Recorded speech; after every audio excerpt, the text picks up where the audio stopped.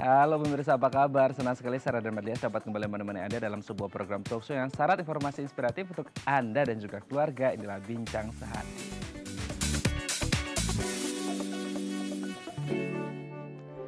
Ya pemirsa, selain mata, jantung, ada beberapa organ tubuh lainnya yang harus dijaga dengan baik. Salah satunya adalah telinga. Kenapa telinga? Karena telinga ini menjadi organ vital dalam sistem sensori tubuh. Untuk pendengaran iya, untuk keseimbangan tubuh juga iya. Maka dari itu kita harus menjaga kesehatan telinga kita dengan baik. Nah, inilah topik yang akan kita bahas hari ini, yaitu menjaga kesehatan telinga.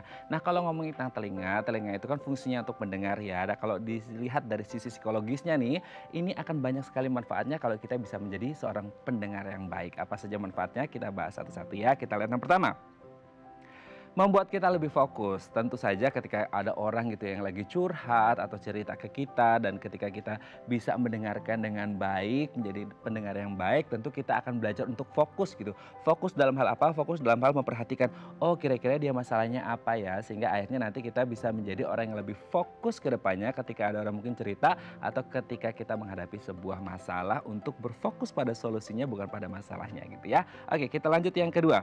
Melatih kesabaran. Nah, ini juga penting nih, ketika kita bisa menjadi pendengar yang baik, kita bisa melatih kesabaran. Kesabaran dalam hal apa? Misalnya nih, kalau orang lagi cerita ke kita gitu ya, kita akan melatih untuk bersabar, untuk tidak langsung komen ini itu gitu. Tapi kita dengerin dulu, kita latih kesabaran kita untuk jangan ngomong dulu, kita dengerin dulu, dengan otomatis kita bisa melatih kesabaran kita. Kita lanjut ke yang ketiga. Pelajaran untuk kehidupan. Nah, ini juga sangat penting gitu ya, ketika ada orang lain cerita gitu ya, kita mendengarkan, tentu ada ya pelajaran moral A, B, C sampai Z gitu ya, mungkin kita bisa dapatkan dari apa yang dialami oleh si A, si B, si C. Jadi kita bisa menarik kesimpulan dan juga apa ya, ada manfaat atau hikmah yang bisa kita ambil dari apa-apa yang sudah mereka alami gitu ya. Kita lanjut ke yang keempat. Tumbuhnya rasa empati. Nah, seringkali apalagi untuk kita yang tinggal di kota besar gitu ya, ini susah banget untuk menumbuhkan rasa empati ke orang lain yang ada di sekitar kita, karena mungkin rasa individualis yang tinggi banget gitu ya. Nah, ketika kita bisa menjadi pendengar yang baik, maka kita akan belajar untuk menumbuhkan rasa empati dari apa-apa yang sudah mereka rasakan gitu. Kita lihat yang terakhir, asah diri berpikir kritis. Nah, ini juga yang agak berat nih kalau kita nggak bisa belajar untuk menjadi pendengar yang baik, karena kalau kita bisa mendengarkan dengan baik, bisa menjadi pendengar yang baik, kita akan berpikir untuk gimana ya caranya berpikir kritis, tidak hanya berfokus pada masalahnya tapi solusinya dan apa yang harus kita sampaikan ke orang tersebut ketika mereka minta nasihat dari kita. Oke, itu dia tadi 5 manfaat menjadi pendengar yang baik, dan kami akan membahasnya saat lagi. Tetap bersama kami di Bincang Sehati.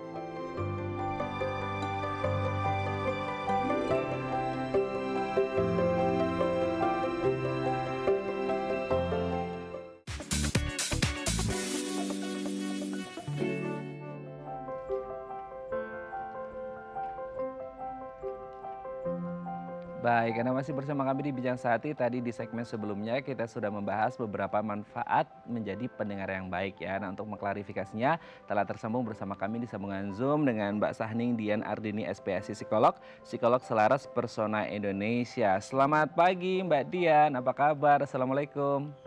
Selamat pagi, waalaikumsalam Mas, apa kabar? Alhamdulillah baik Mbak Dian. Mbak Dian, hari ini kan sebenarnya tema besar kita dalam sisi medisnya adalah menjaga kesehatan telinga. Nah, kalau dari dunia psikologisnya gitu ya, telinga ini kan fungsinya untuk mendengar, dan ada salah satu hal yang penting dalam kehidupan kita adalah ketika kita bisa menjadi pendengar yang baik, dan it's not that easy untuk menjadi seorang pendengar yang baik, dan kita akan membahas di beberapa manfaat menjadi pendengar yang baik ya Mbak Dian. Yang pertama, kita membuat kita lebih fokus. Apakah benar ketika kita menjadi pendengar yang baik gitu ya, kita bisa lebih fokus gitu?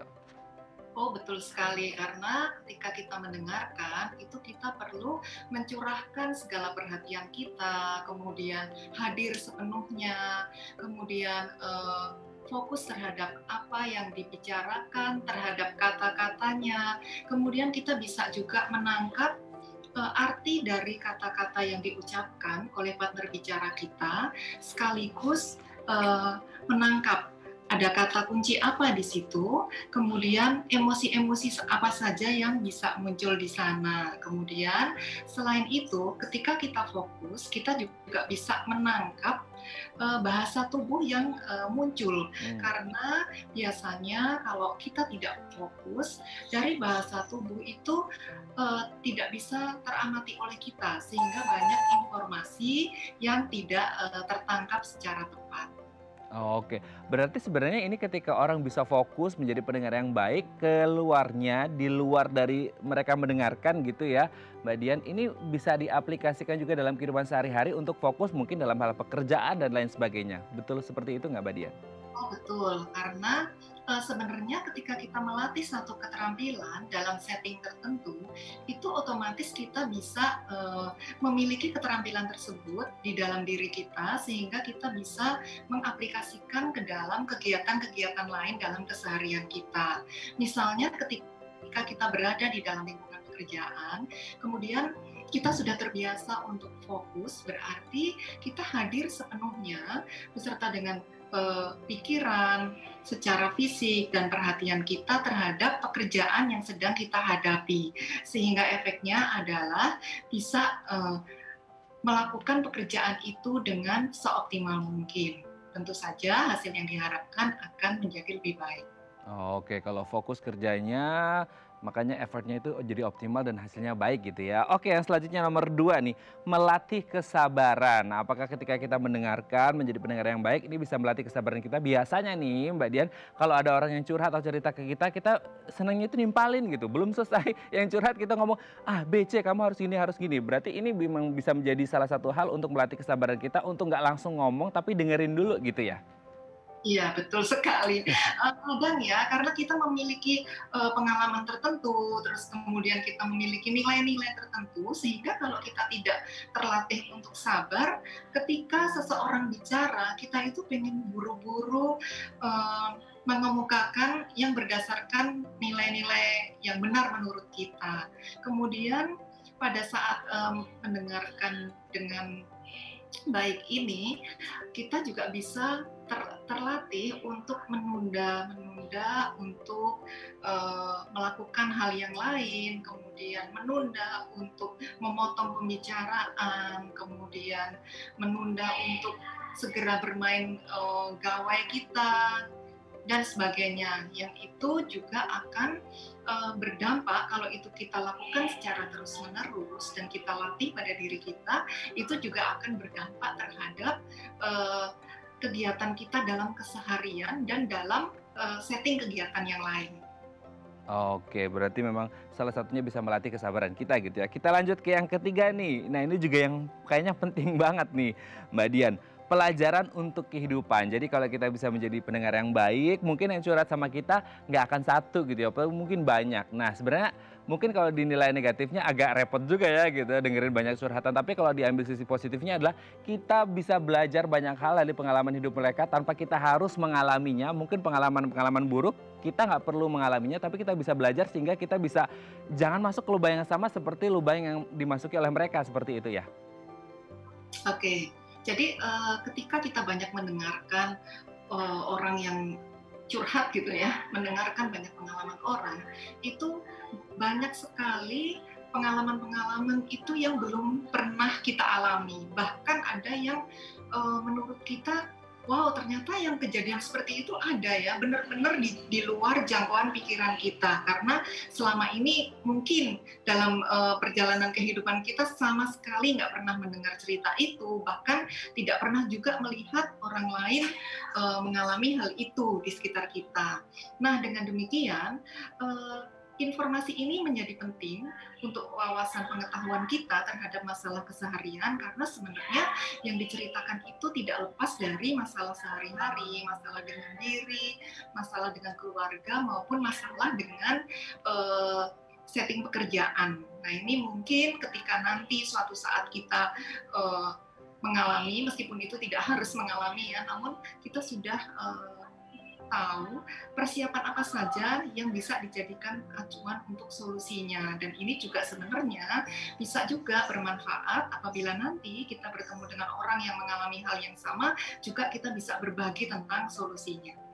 Oke, jadi kita berpikirnya itu, oh ternyata ada banyak hal di luar pemikiran kita yang ternyata terjadi gitu ya, yang oh ternyata itu ada ya, mungkin kita pikirnya selama ini itu cuma terjadi di sinetron gitu ya Mbak Dian ya, tapi ternyata dalam kehidupan nyata ada yang realnya seperti itu. Jadi ini bisa menjadi apa ya, hasanah pembelajaran kita seperti itu. Kita lanjut ke yang keempat Mbak Dian, tumbuhnya rasa empati. Nah ini agak berat bagi kita untuk menumbuhkan rasa empati ke orang lain gitu. Tapi ketika kita bisa menjadi pendengar yang baik, bisa meresapi apa-apa yang mereka rasakan, mungkin ini bisa menumbuhkan rasa empati sehingga kita bisa if I were you gitu ya. Jadi kalau aku jadi kamu, rasanya seperti ini gitu ya.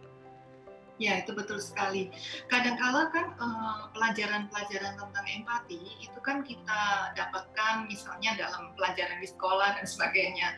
Namun pada saat kita menjadi pendengar yang baik, itu memang benar-benar bisa ikut merasakan seandainya kita sedang berada di dalam posisi seperti dia akan seperti apa. Meskipun pengalaman itu sama sekali belum pernah kita rasakan. Nah, tumbuhnya empati ini juga bisa dipengaruhi karena sebenarnya permasalahan itu banyak sekali yang di luar keinginan kita gitu. Jadi ada yang sangat menyedihkan atau pengalaman yang penuh dengan kekecewaan atau penuh dengan kegagalan, dan itu bisa melatih kita untuk semakin berempati dengan tenang tanpa harus melewati pengalaman itu sendiri. Oke, berarti memang sangat luar biasa manfaat dari mendengar yang baik ini ya. Kita yang terakhir nih Mbak Dian, asah diri untuk berpikir kritis. Nah ini yang juga agak berat untuk berpikir kritis, tapi ternyata dengan menjadi pendengar yang baik ini bisa mengasah diri kita untuk bisa berpikir kritis gitu ya Mbak Dian ya.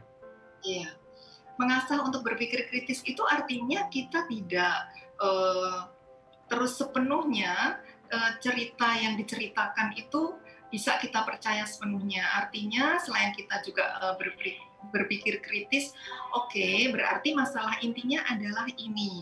Kemudian si partner bicara kita tadi juga bisa kita ajak untuk berpikir kritis juga. Artinya misalnya nih ada yang mengatakan, ya semua teman saya membenci saya gitu. Nah kita bisa mengajaknya untuk berpikir kritis. Misalnya, apa benar semua temanmu itu nggak ada yang suka sama kamu?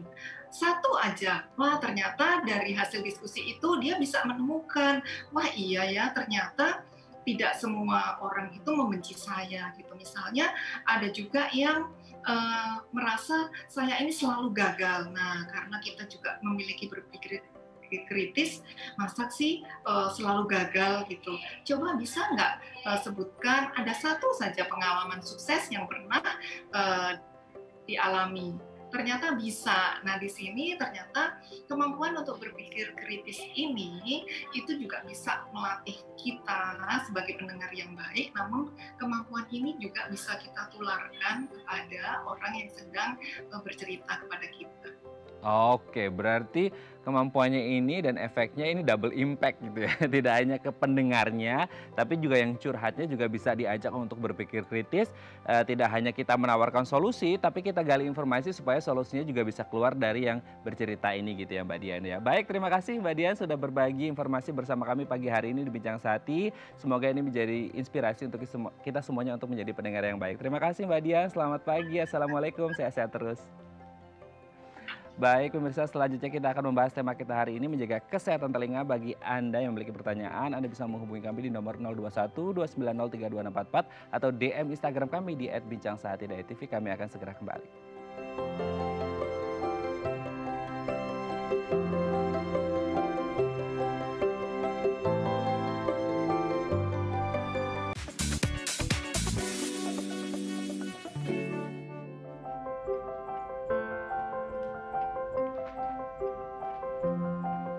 Baik, Anda masih bersama kami di Bincang Sehati dan kita masih membahas topik kita hari ini, menjaga kesehatan telinga. Bagi Anda yang memiliki pertanyaan seputar kesehatan telinga, Anda bisa menghubungi kami di nomor 021 290 3244 atau DM Instagram kami di @bincangsahatidayatv.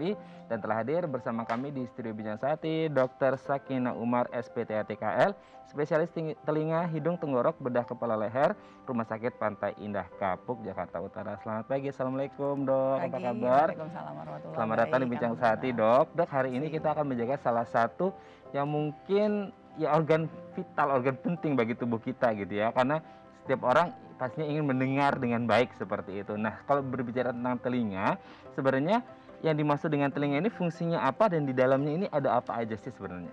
Oke. Mungkin sedikit gambaran, ya semua sama-sama tahu lah fungsi vital telinga itu yang paling utama adalah untuk organ pendengaran. Ya, walaupun di dalam situ juga kita mempunyai suatu organ keseimbangan. Jadi kalau untuk apa aja sih yang ada di dalam telinga kita gitu ya, dari mulai struktur di luar, kita punya liang telinga, kemudian nanti kita akan bertemu dengan gendang telinga yang membatasi antara telinga luar dengan telinga tengah, dan di telinga tengah itu ada rangkaian-rangkaian tulang pendengaran sampai ke telinga dalam ada yang namanya rumah siput atau koklea, dan juga di sana ada pusat keseimbangan yang adanya di telinga dalam juga ya. Walaupun keseimbangan itu nggak cuma peranan si pusat keseimbangan telinga ya, organ-organ lain juga sangat berperan untuk keseimbangan.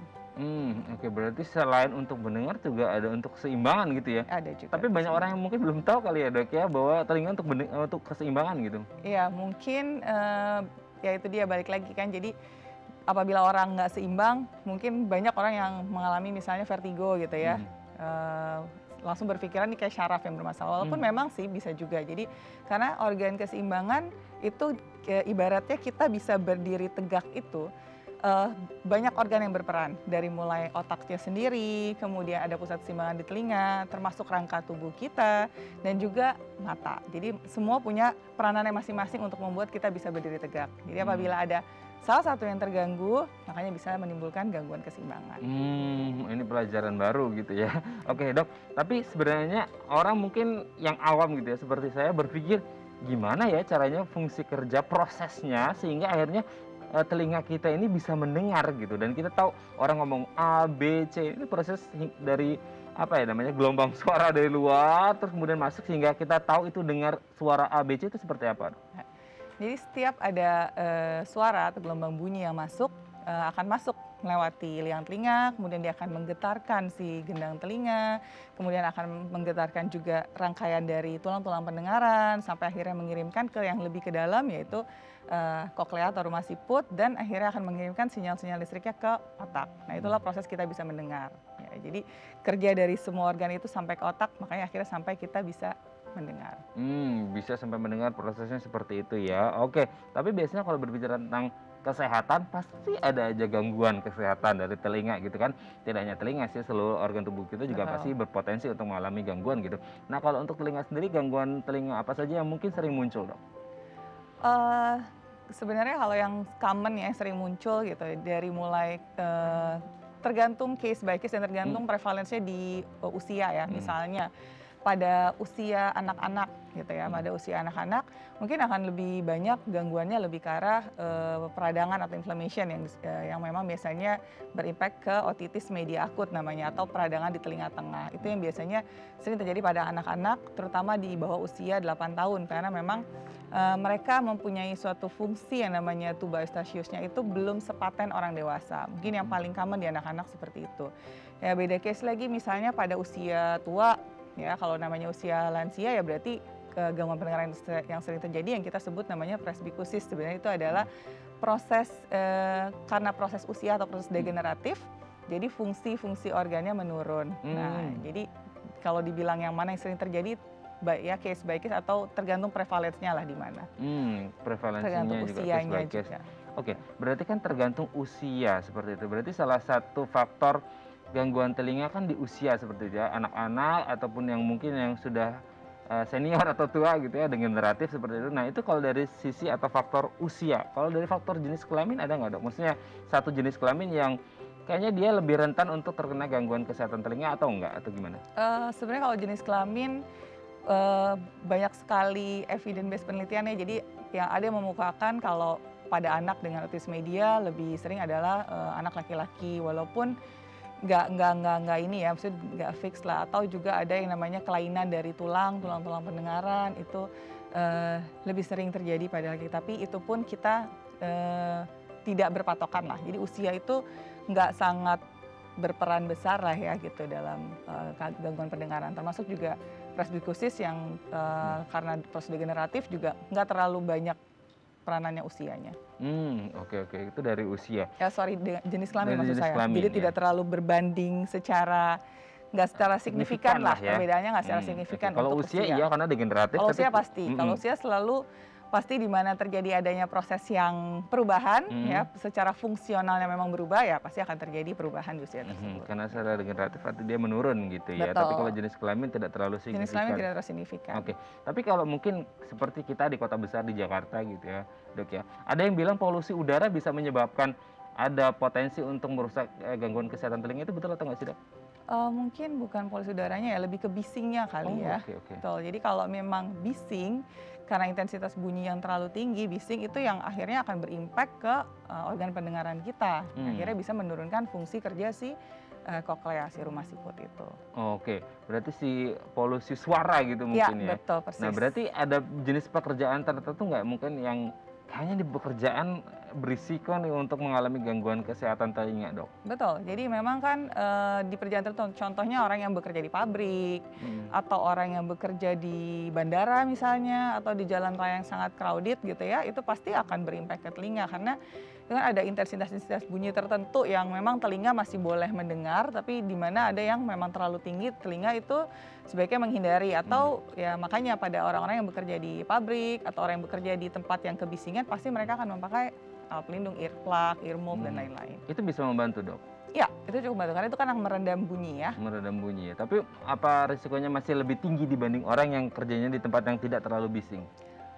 Sebenarnya makanya kita kan setiap orang yang semua pabrik-pabrik yang memang mengikuti protokol pasti melakukan itu. Karena boleh mendengar bunyi intensitas sekian asal mereka diberikan pelindung peredam. Jadi memang ada intensitas tertentu. Jadi misalnya sebenarnya bunyi di atas 80 itu kita udah harus memakai pelindung sebaiknya. Karena misalnya intensitas bunyi yang lebih dari 90 desibel kita cuma boleh mendengar waktu kurang dari 2 jam. Misalnya seperti itu ya. Atau bahkan yang orang di kerja bandara itu harus ada aturan-aturannya lah. Jadi pasti mereka menggunakan alat pelindung kok. Mereka harus menggunakan itu. Alat pelindung. Jadi memang ada protokolnya untuk kemudian menjaga si organ telinganya ini supaya tetap bekerja dengan baik gitu ya. Nah, kalau hubungannya sekarang dengan masa pandemi nih, Dok. Kan ada orang yang bilang kita harus sering teleponan nih sekarang gitu kan. Selain Zoom meeting ya, selain Zoom meeting juga harus teleponan atau mungkin pakai earpiece juga selama Zoom meeting supaya lebih clear gitu. Nah, ada efeknya nggak teleponan itu yang mungkin sekarang intensitasnya lebih lama gitu. Katanya ada yang bilang kalau telepon pakai yang kuping sebelah kiri gitu atau sebelah kanan, itu banyak yang bilang seperti itu. Gimana efek teleponan lama gitu? Oke, sebenarnya balik lagi ke intensitas bunyi ya. Kalau memang kita kan bunyi suara untuk percakapan sehari-hari itu biasanya berada di sekitar 50-an desibel lah. Ya. Yang kalau kita harus berteriak itu baru yang sekitar naik lagi intensitas bunyinya gitu. Jadi sebenarnya kalau bunyi yang kita dengar hanya sebatas bunyi percakapan sehari-hari itu cukup aman gitu. Terus penggunaan apapun lah, mau pakai earphone atau apapun juga sebenarnya cukup aman. Asal pastikan volume di handphone Anda jangan volumenya jangan yang tinggi, karena kan kalau volume kita naikin ya suara akan lebih tinggi kan. Jadi biasanya kita menjaga di volume untuk baik untuk menelpon ataupun mungkin mendengarkan musik atau yang lain-lain ya, volumenya itu harus kurang lebih ya 50% lah daripada volume yang ada gitu ya. Oh gitu, oke. Kalau yang normalnya telinga kita ngomong biasa itu 50 desibel ya, Dok ya? Ya, percakapan yang sehari-hari yang seperti biasa yang tidak dengan berteriak-teriak kisarannya di sekitar 50-an desibel. 50 desibel. Kalau teleponan berarti di kisaran berapa itu? Sebenarnya sekitar itu asal orang yang nggak teriak. Ya, jadi kalau teriak baru intensitasnya naik. Kalau dia berbisik intensitasnya turun gitu. Oke. Dan titik aman seseorang tuh di angka 80 atau berapa? Iya, 80. Di atas 80 itu kita hanya boleh misalnya let's say 90 dB itu harus kurang dari 2 jam kita bisa mendengar. Makin naik, makin menurun waktunya. Misalnya udah sampai 140 itu sekejap aja telinga kita bisa rusak ya rumah siput ya. Kayak misalnya suara 140 dB itu misalnya ledakan bom ya kayak gitulah. Jadi intensitas makin naik ya untuk pendengarnya levelnya makin turun ya, durasinya harus lebih rendah. Oke. Efeknya apa sih, Dok, ketika mungkin kita mendengarkan di angka batas wajar lah, di angka 80 kan normalnya atau maksimalnya lah gitu. Kuping kita bisa mendengar gitu. Nah, ketika mungkin itu di atas gitu ya, secara bertahap itu gangguan yang terjadi apa saja bisanya? Ya. Sebenarnya kalau di atas dari yang range yang harusnya normal, berarti kan kerja rumah siputnya lebih berat. Ya. Paparannya tergantung seberapa sering paparannya. Jadi misalnya dia di atas 80, Mungkin awal kalau dia cuma sekali terpapar mungkin ada yang sifatnya hanya temporary gitu ya. Saat itu misalnya kayak kita lagi abis dengerin suara kenceng di tempat-tempat yang bising sekali gitu. Kuping kita memberikan tanda berdenging misalnya atau apa gitu. Tapi biasanya ada yang sifatnya temporary, itu hilang. Tapi kalau dia terus diindus, let's say memang orang yang bekerja di situ dan memang dia nggak pakai alat pelindung ya, terus diindus, otomatis akhirnya fungsi si rumah siputnya akan menurun. Makanya akhirnya yang terjadi apa impactnya ya penurunan pendengaran yang sifatnya permanen ya. Karena yang namanya cannabis itu tidak bisa kita obati. Jadi begitu dia sudah terjadi penurunan pendengaran itu sifatnya permanen. Oke, berarti kalau sudah ada gangguan tidak bisa full kembali 100%? Yes, tidak ada obatnya. Jadi kalau udah yang namanya karena bising itu sifatnya permanen, nggak ada obat-obatan. Seberapa lama itu akhirnya bisa menjadi yang di titik yang tidak bisa diobati itu dok, biasanya mulai berjalannya gitu? Kepastiannya kita nggak tahu pasti ya, dan beda-beda juga ya. Maksudnya kasus by kasus dan intensitas berapa tergantung juga si individunya sendiri, karena kita nggak pernah tahu kerentanan dari si rumah siput setiap orang kan bisa berbeda-beda. Berarti ini kembali lagi ke faktor internalnya kesehatan si orang tersebut sebelum terpapar kebisingan itu sendiri ya, gitu ya. Tapi biasanya cepat atau lambat itu tergantung juga dari kesehatan si rumah siputnya. Tergantung juga dari intensitas bunyinya ya. Kalau intensitasnya makin tinggi ya makin cepat. Yang kayak tadi mungkin yang kalau dengar intensitas yang sampai 140 dB ya sekejap ya hilang. Saat itu juga sekali dengar langsung hilang. 140 dB itu yang seperti apa aja? Ledakan, pesawat jet yang kayak gitulah. Oke. Berarti memang itu risikonya sangat rentan sekali gitu ya dok ya. Oke dok, nanti kita akan lanjut lagi ngobrolin gimana nih caranya menjaga gitu kan. Kalau tadi mungkin potensi yang mungkin bisa terjadi gangguan-gangguan apa saja. Nah selanjutnya kita akan menjaganya gimana nih supaya telinga kita terjaga dengan baik, apalagi kalau untuk mereka-mereka yang mungkin kerjanya berisiko dengan suara bising seperti itu ya. Baik pemirsa, bagi Anda yang memiliki pertanyaan seputar menjaga kesehatan telinga, Anda bisa menghubungi kami di nomor 021 290 32644 atau DM Instagram kami di @bincangsaati.tv. Kami akan segera kembali.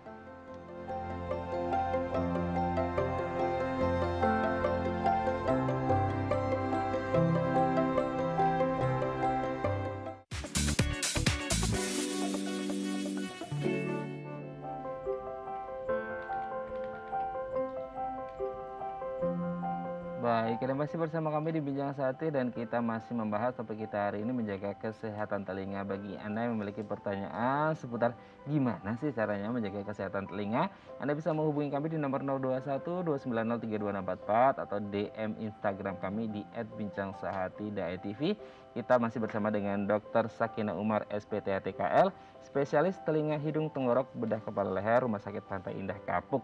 Dok, kalau kembali lagi, mungkin sebelum kita fokus ke menjaga kesehatan telinganya, gejala apa aja yang mungkin bisa dirasakan ketika orang sudah mulai kayaknya ada something wrong dengan telinganya mereka gitu?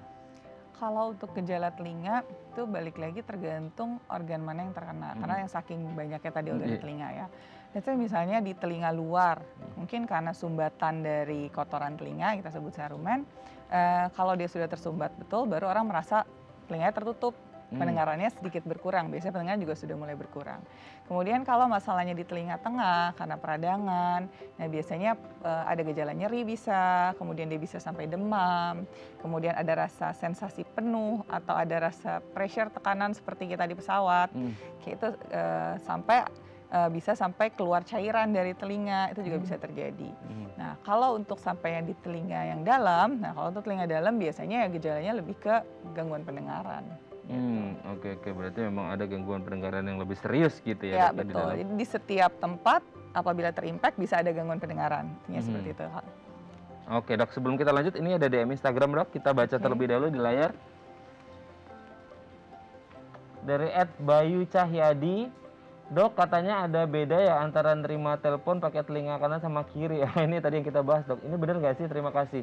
Oh ini kayaknya tadi dia masih belum kejawab, kita tadi ngobrol ini nih, dari @bayu. Oke, sebenarnya sih nggak ada perbedaan ya, jadi organnya telinga kanan sama telinga kiri sama gitu, jadi nggak ada perbedaan mau menerima telepon dari telinga kanan atau telinga kiri sih tidak ada perbedaan. Balik lagi yang tadi, yang penting kita menggunakan dengan baik, dengan tidak yang tadi ya, volumenya jangan terlalu tinggi setiap terima telepon, hanya itu aja. Untuk perbedaannya sih tidak ada perbedaan. Tidak ada ya, yang penting volumenya harus dikontrol Ya, gitu ya. betul. Oke, semoga ini bisa menjawab pertanyaan dari Mas Bayu. Tidak ada beda Mas antara telepon sebelah kanan sama sebelah kiri kan. Saya juga sering dengar itu dok, katanya kalau nerima telepon harus sebelah kiri katanya. Saya juga nggak ngerti kenapa harus sebelah kiri kan gitu kan. Katanya ada penjelasan-penjelasan. Tapi intinya nggak ada ya dok ya? Enggak, kalau untuk perbedaan organisme Semua enggak sama. ada. Baik, Organnya semoga ini semua bisa sama. menjawab pertanyaan dari Mas Bayu. Kita kembali lagi. Dok, kalau kuping sering berdengung itu apa dok? Oke, kalau berdengung, jadi kadang orang kan suka membedakan, jadi misalnya dengungan, lebih seperti ada sensasi ketutup dan berdengung, bisa masalahnya hanya di telinga luar atau telinga tengah. Oke.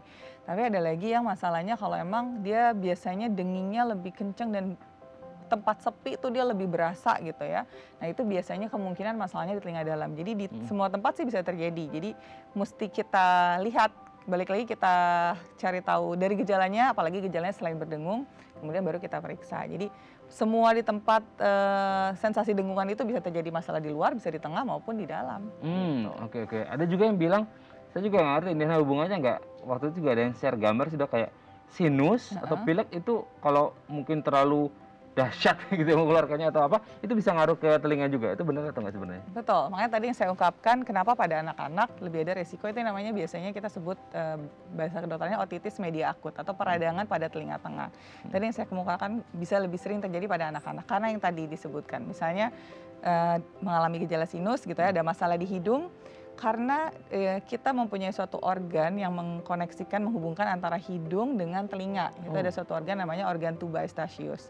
Nah, apabila mempunyai masalah di hidung, organ tuba eustachiusnya bisa terjadi gangguan juga. Nah, jadi begitu organ tuba eustachius terganggu, nah akhirnya impact-nya terjadi peradangan di telinga tengah. Nah, that's why makanya pada anak-anak, karena memang anak-anak di bawah 8 tahun itu fungsi dari si tubanya sendiri, dari strukturnya sendiri, dia tuh masih belum sama seperti orang dewasa. Jadi begitu ada masalah di daerah hidung, dia bisa lebih mudah terjadi peradangan tersebut. Jadi memang betul, sangat Betul bisa ya? berhubungan. Oke, berarti kalau punya riwayat sinus atau pilek yang itu harus berhati-hati gitu ya dok ya, jangan sampai akhirnya itu menular ke telinganya kita gitu ya. Betul. Oke, tapi pertanyaannya kemudian kalau akhirnya tadi ternyata nyambung gitu ya dok ya, dari telinga kita tidak hanya ya selorong telinganya, tapi dia ternyata nyambung kemana-mana seperti itu kan.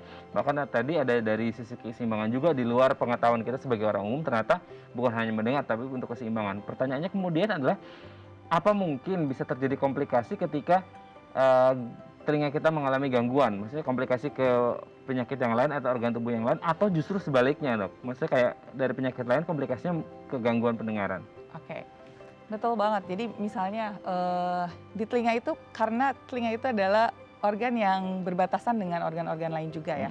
Kalau untuk kita ngomongin ke organ lain yang di luar dari telinga. Kayak tadi kalau dari hidung impact-nya ke telinga bisa. Misalnya di telinga itu kita punya batasan yang ke atasnya ke otak. Ya, jadi kalau ada orang yang mengalami suatu, tapi ini infeksinya cukup parah lah ya, kita sebut otitis media supuratif kronis. Jadi mungkin bahasa orang awamnya bilangnya conge gitu, jadi yang keluar cairan, sering keluar cairan berulang. Nah apabila infeksinya sangat meluas lah ibaratnya, itu bisa sampai infeksinya ke otak. Walaupun sekarang udah lebih jarang terjadi ya, karena sekarang udah zaman era antibiotik, orang sakit langsung berobat ke dokter, tapi masih bisa terjadi. Jadi karena kita berbatasan dengan otak misalnya salah satunya itu.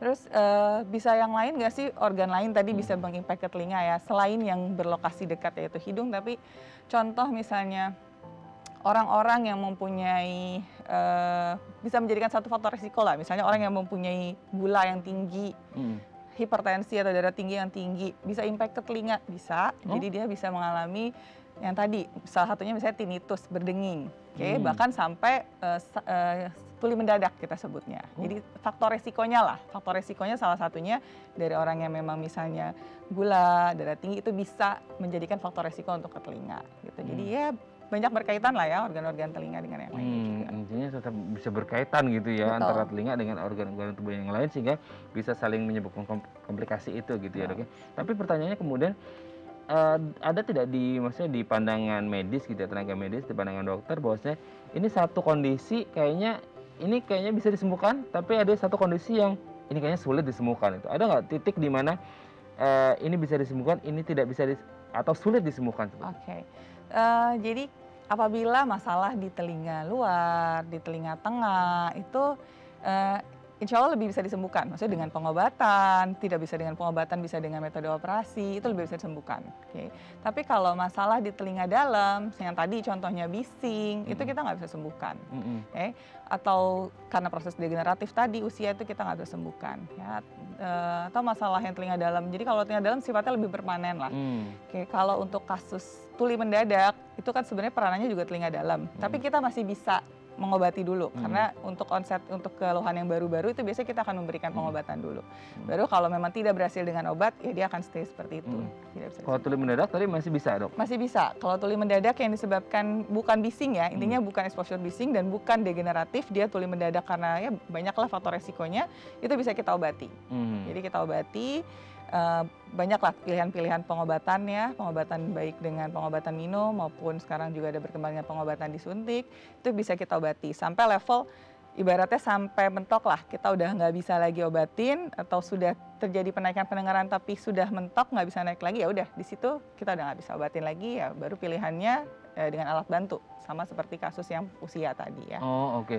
Berarti kalau semisal tuli mendadak bisa disembuhkan, tapi kalau tuli yang kronis maksudnya yang enggak bertahap gitu ya, Dok ya, gangguan pendengarannya bertahap, setahu kita kan paling yang the worst skenario dari gangguan kesehatan telinga adalah tuli kan, seperti itu, tidak bisa mendengar secara sempurna lagi gitu. Itu ada potensi ke situ nggak nanti ujung-ujungnya seperti itu? Ya tadi kalau yang nggak dijaga ya kalau karena proses usia ujung-ujungnya sampai nggak mendengar bisa aja. Ya, jadi pilihannya nanti dengan alat bantu.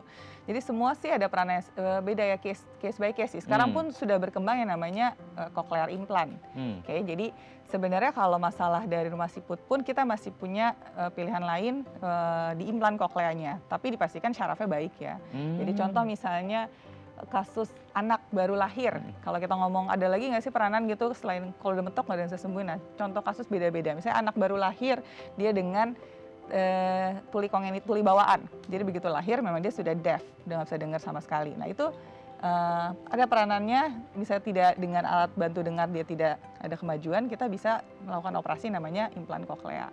Nah case by case juga implan koklea bisa dilakukan untuk pasien-pasien dengan yang tadi yang masalah dengan syaraf juga kita bisa lakukan implan koklea. Tapi itu akan dipilih ya case by case yang memang masih bisa dibantu.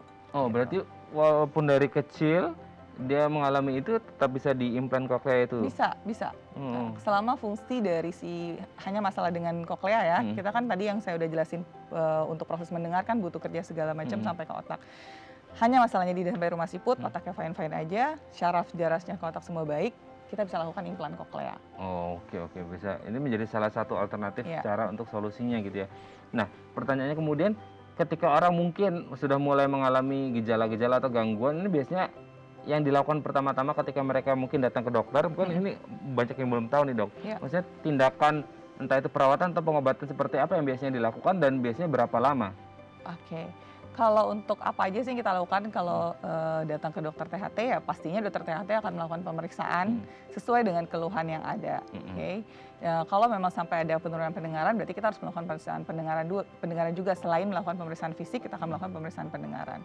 Nah baru setelah itu kita akan menentukan diagnosisnya apa kemudian akan ditreatment. Nah untuk terapi berapa lama sih semua balik lagi case by case. Jadi ada yang mungkin kalau masalahnya hanya daerah telinga tengah diobatin ya seminggu 2 minggu baik gitu ya, atau masalahnya lebih complicated ya berarti sedikit lebih lama, atau mungkin ada yang perlu dengan prosedur operasi. Jadi semua tergantung kasusnya kalau untuk sampai berapa lama diobatin. Tergantung kasusnya masing-masing, dia di tataran ringan, sedang atau berat gitu ya, Dok ya? Kurang lebih seperti itu. Ya, oke.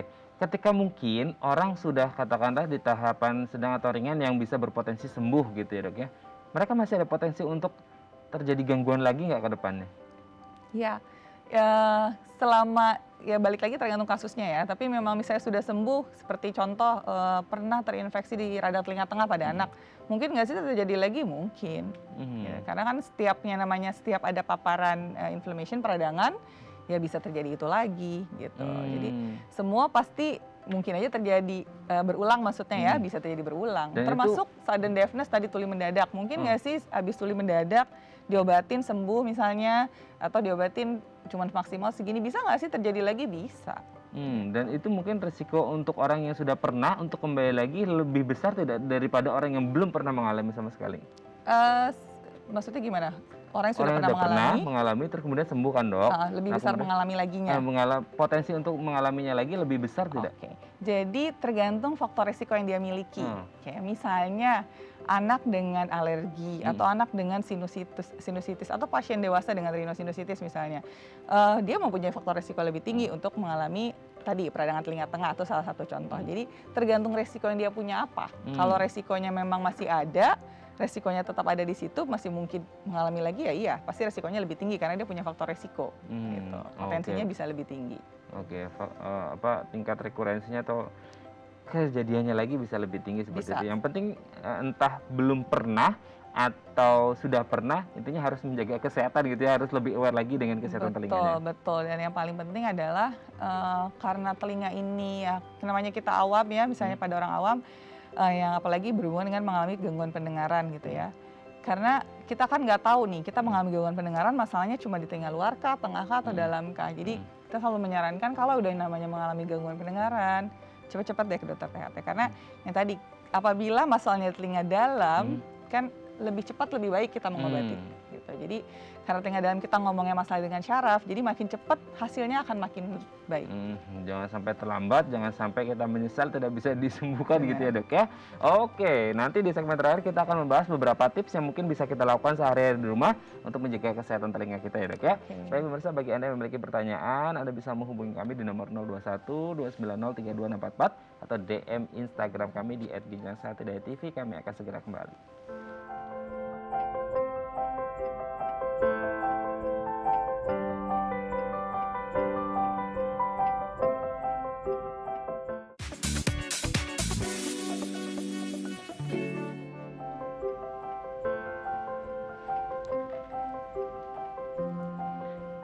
Baik, Anda masih bersama kami di Bincang Sehati, masih bersama dengan Dr. Sakinah Umar, SPTHTKL, spesialis telinga hidung tenggorok bedah kepala leher, Rumah Sakit Pantai Indah Kapuk. Dok, di segmen terakhir ini kita akan membahas beberapa tips yang mungkin bisa kita lakukan, nanti mungkin dikoreksi juga dok, apakah tips ini bisa dilakukan atau benar adanya ya dok ya. Kita lihat yang pertama, bersihkan telinga dengan benar. Nah, kita harus membersihkan telinga dengan benar itu gimana dok? Untuk pembersihan telinga, sebenarnya kita tuh mempunyai mekanisme untuk self cleansing sendiri. Oh, self cleansing sendiri ya. Jadi emang Allah sudah ciptakan kita bisa, telinga tuh sebenarnya bisa self cleansing. Dengan kita ngunyah-ngunyah, dia akan, karena kotoran telinga tuh cuma ada di normalinya ya, cuma ada di sepertiga luar. Jadi dengan kita ngunyah-ngunyah, kita basuh, itu sebenarnya dia akan bisa self cleansing. Ya, tapi ada beberapa orang yang memang diciptakan produksinya berlebih, nah itu yang sebaiknya butuh ke dokter THT lah, setahun sekali mungkin itu ke dokter THT. Jadi untuk penggunaan cotton bud dan lain-lain sih kita tidak menyarankan untuk menggunakan itu. Nah, sekarang juga banyak yang sudah menyarankan dan artikel-artikel bahwasanya kalau cotton bud itu nggak baik dan malah justru akan mendorong kotoran lebih ke dalam ya dok ya? Betul sekali, dia akan mendorong lebih dalam, belum lagi kita punya resiko untuk bisa melukai liang telinga, bahkan kalau kedalaman bisa sampai gendang telinganya luka. Nah itu dia, mungkin gendang telinganya luka karena mungkin dikorek ya, seperti nomor 2 nih. Hindari mengorek telinga. Nah, korek-korek itu juga jadi bahaya ya. Kalau cotton bud dia bisa membuat kotoran malah lebih ke dalam. Kalau ngorek telinga bisa bahaya karena mungkin kalau kita lihat kan kayaknya organ-organ dalam telinga kita itu yang empuk-empuk apa ya dok ya. Jadi bukan yang keras kayak tulang. Maksudnya kayak ketika ada barang-barang asing masuk ke dalam, ini mudah melukai yang ada di dalam ya dok ya. Betul. Jadi yang tadi yang paling bahaya kalau sampai gendang telinganya kena ya, tertusuk gitu, nah itu bisa sampai robek kan gendang telinganya. Bisa cuma luka biasa atau sampai robek. Jadi telinga itu memang benar dia organ yang ibaratnya di dalamnya itu lapisannya beda sama lapisan kulit kita, bantalannya kan kayaknya tebal gitu ya. Kalau di telinga kan dia hanya tipis lapisannya karena cuma ada liang telinga, tulang rawan, tulang. Jadi lapisannya lebih tipis lah. Jadi begitu ada gesekan di kulit telinga, sensasi sakitnya pasti cukup besar. Oke, terus apalagi lebih bahaya lagi nggak cuma peradangan di telinga gara gesekan sampai ke gendang telinga tadi. Jadi ya sebaiknya tidak menggunakan. Tidak mengorek telinga ya. Oke, next. Jaga telinga agar tetap kering. Fungsinya apa ya dok ya? Sebenarnya mungkin balik lagi kalau lebih lembab kali ya, lebih basah, mungkin air sering terperangkap di dalam, lebih basah mungkin bisa mengganggu dari pH telinga, mungkin lebih mudah, jadi lebih mudah terkena let's say misalnya mungkin jamur atau yang lain-lain ya, karena telinganya pH-nya berubah mungkin itu. Oke, supaya untuk menghindari jamur dan lain sebagainya bisa mengganggu kesehatan ya. Oke, next. Hindari penggunaan earphone. Nah, apalagi zaman pandemi gini, tadi mungkin di awal-awal kita sudah pernah bahas juga gitu, sudah kita bahas tadi.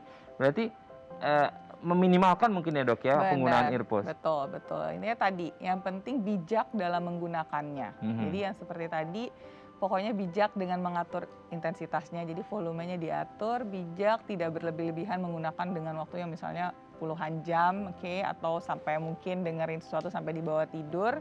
Nah itu yang tidak baik. Jadi bijak saja menggunakannya, bukan sampai tidak boleh menggunakan earphone, tapi bijak dalam menggunakannya. Oke, boleh menggunakan. Yang penting ya volumenya lagi-lagi dijaga karena kita berurusan dengan organ-organ yang ada di dalam telinga kita supaya intensitasnya lebih banyak nih. Benar. Supaya tekanannya juga terlalu diporsir seperti itu ya dok ya. Oke, kita lihat yang terakhir.